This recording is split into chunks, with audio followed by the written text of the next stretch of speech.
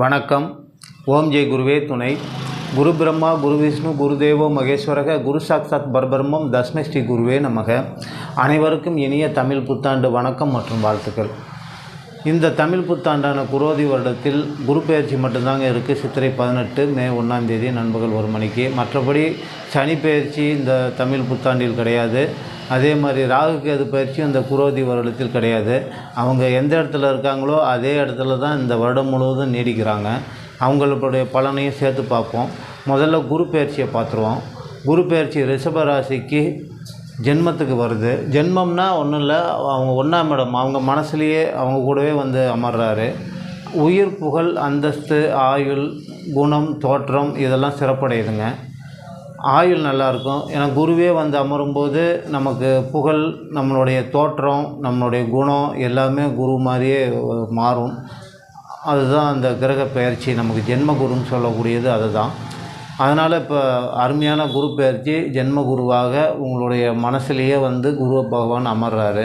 அவர் அங்கேருந்து நேரடியாக அவருடைய 5, 7, 9ஆம் பார்வையை ரிஷபராசிக்கு, அதே போல் 5ஆம் இடத்தையும் 7ஆம் இடத்தையும் 9ஆம் இடத்தையும் பார்வையிடுறாருங்க. அப்போ 5ஆம் இடத்தை நேராக பார்க்கும்போது அங்கே ஏற்கனவே கேது இருந்தாலும் 5ஆம் இடம் என்பது பூர்வ புண்ணியம், புத்திரம், அதிர்ஷ்டம், கலை ஈடுபாடு, அதாவது இசை, நடனம், இந்த ஈடுபாடு, குலதெய்வம், இஷ்ட தெய்வம், மந்திரம் ஜபித்தல், மந்திரத்தினால் பலன் ஏற்படுதல் போன்ற பல பலன்களை சொல்லக்கூடிய இடங்கள் தான் இந்த 5ஆம் இடம். இந்த 5ஆம் இடத்துக்கு குரு பார்வை கிடைச்சிருச்சு. அதனால் இப்போ சிறப்படையுதுங்க. இப்போ வந்து குருவோட பார்வையினால் குலதெய்வ அருள், இஷ்ட தெய்வ அருள், உங்களுக்கு அந்த மந்திரம் பிரயோகித்தா அதனால் பலன் ஏற்படுதல் இதெல்லாம் இப்போ சிறப்பாக நடக்குங்க. குழந்தை பாக்கியம், புத்தி நல்லா வேலை செய்கிறது, புத்திரர் கிடைக்கிறது, இதெல்லாம் இப்போ உங்களுக்கு குழந்தை பாக்கியம் ஏற்படக்கூடிய அருமையான காலகட்டம் கணிஞ்சிருக்குங்க. நல்ல செய்தி வரும் இந்த வருடத்தில் குரு தருவார். அதே மாதிரி 7ஆம் இடம் என்பது நண்பர்கள், மனைவி, கூட்டாளி, அவர்களுடைய செயல்படும் தன்மை, அவர்கள் சந்திக்கும் நபர்கள், வெளியில் போகிறோம், சமுதாயத்தில் சந்திக்கிறவங்க, இந்த பற்றிய நம்மளுடைய பார்ட்னர்கள், இவர்களை பற்றி சொல்லக்கூடிய இடத்துல நமக்கு குரு பார்வை கிடைக்கிறதுனால இப்போ கணவன் மனைவிக்குள்ளார எதுவும் மனஸ்தாபம் இருந்தால் இப்போ தீர்ந்துருங்க. அதே மாதிரி தொழில் கூட்டாளி கூட எதுவும் பிரச்சனை இருந்தாலும் இப்போ தீர்ந்துடும். இப்போ இந்த வருடம் கூட்டு தொழில் செய்யலாம். உங்கள் பிறப்பு ஜாதகத்தையும் பார்க்கணும். ஆனால் எந்த கோச்சாரத்தின்படி குரு பார்வையின்படி கூட்டு தொழில், கூட்டாளி, நண்பர்கள் நல்லா உதவி பண்ணுவாங்க. நண்பர்களால் நல்ல ஒரு முன்னேற்றம், அவங்களால ஒரு மேம்பாடு கிடைக்கும். அந்த மாதிரி இப்போ 7ஆம் இடமும் புனிதம் அடைஞ்சிருச்சிங்க குரு பார்வை நேரடி பார்வையினால். 9ஆம் இடம் என்று சொல்லக்கூடிய தந்தை, பாக்கியம், அதிர்ஷ்டம், தர்மம், இந்த மாதிரி இடத்த குறிக்கக்கூடிய 9ஆம் இடத்துக்கு இப்போ பார்வை கிடைக்கிறதுனால இப்போ 5ஆம் இடத்துக்கு தாத்தா இவங்கள சொல்லக்கூடியது பித்ருக்கள், தாத்தா. அதே மாதிரி அப்பாவோட ஸ்தானத்துக்கும் இப்போ கிடைச்சிருச்சு. தாத்தா, அப்பா, பித்ருக்கள் ஆசீர்வாதம் இதெல்லாம் நல்லா இருக்கிறதுனால இந்த நேரம் வந்து நல்ல ஒரு அதிர்ஷ்டமான நேரம்னு சொல்லலாம். ஏன்னா உங்களுக்கு திரிகோணமாகவும் வரும். 1, 5, 9 திரிகோணம்பாங்க. அப்படி 1ஆம் இடத்துல குரு இருக்கார். 5ஆம் இடத்துக்கு அவர் பார்வை இருக்குது. 9ஆம் இடத்துக்கு அவர் பார்வை இருக்குது. 7ஆம் இடம் வந்து ஒரு கேந்திரம். அருமையான ஒரு குரு உங்களுக்கு ஸ்தானமாக வந்து ஜென்மத்தில் அமர்வதும் அவருடைய பார்வையும் உங்களுக்கு திரிகோணம் என்று சொல்லக்கூடிய ஸ்தானங்கள் வலுவடையுதுங்க. 7ஆம் இடம் சிறப்பாக வலுவடையுது. அதனால் கூட்டாளி, நண்பர்கள், மனைவி இவங்களால் நல்ல முன்னேற்றம், மேம்பாடு இருக்குங்க. சிறப்பான ஒரு குரு பெயர்ச்சி. நம்ம அடுத்ததாக வந்து சனி பகவான், அவர் இருக்கிற இடம் ரொம்ப நல்லது. 10ஆம் இடத்துல இருக்கார்.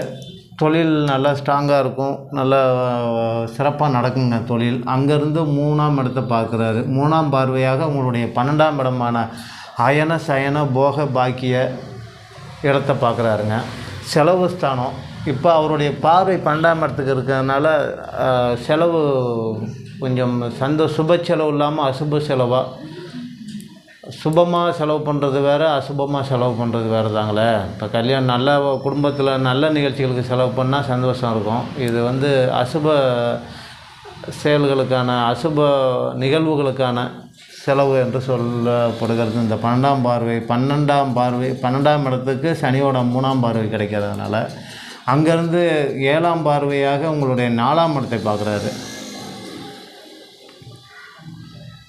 4ஆம் இடத்தை வந்து தாய், வண்டி, வாகனம், சுகம், நிலபுலம், சொத்து இதெல்லாம் குறிக்கக்கூடிய இடங்க. இப்போ வந்து தாயார் உடல் நலத்து மேலே உங்களுக்கு அக்கறை அதிக கவனம் எடுத்துக்கணும். வண்டி வாகனத்தில் போனீங்கன்னா ஹெல்மெட்டு போட்டுக்கணும், ரொம்ப கவனமாக இருக்கணும், மற்றவங்க கூட போகிறதெல்லாம் தவிர்க்கணும்.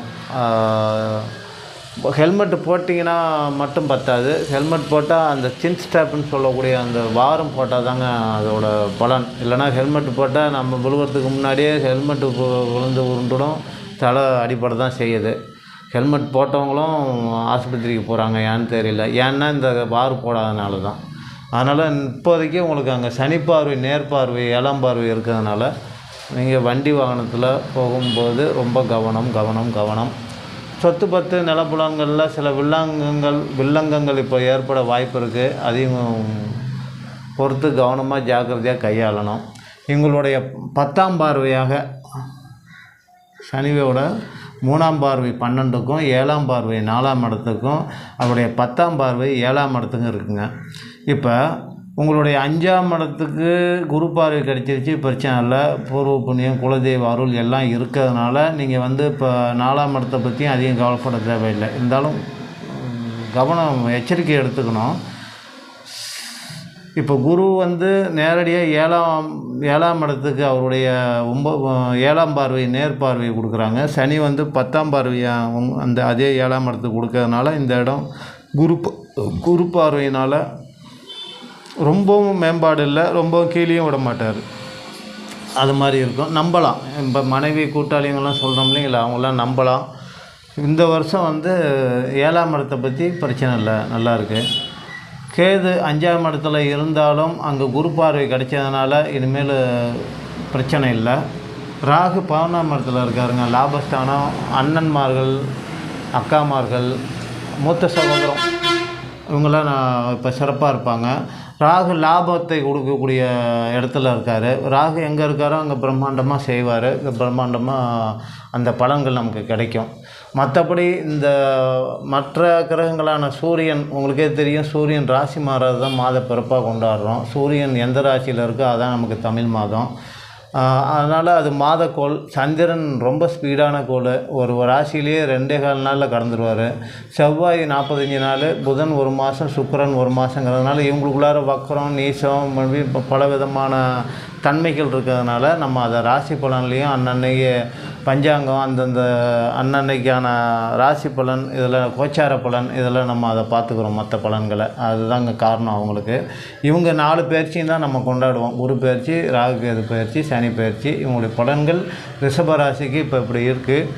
ஒன்றும் இப்போ குருவால் மிக அருமையாக இருக்குங்க. சனியால் உங்களுக்கு செலவு ஸ்தானமும் சுகஸ்தானமும் தான் இதாக இருக்குது, கொஞ்சம் பாதிக்கிற மாதிரி இருக்குது. ஆனால் 7ஆம் இடம் நல்லா இருக்குது, ஏன்னா குரு பார்வை அங்கே கிடைக்கிது, சனி பார்வை இருந்தாலும்.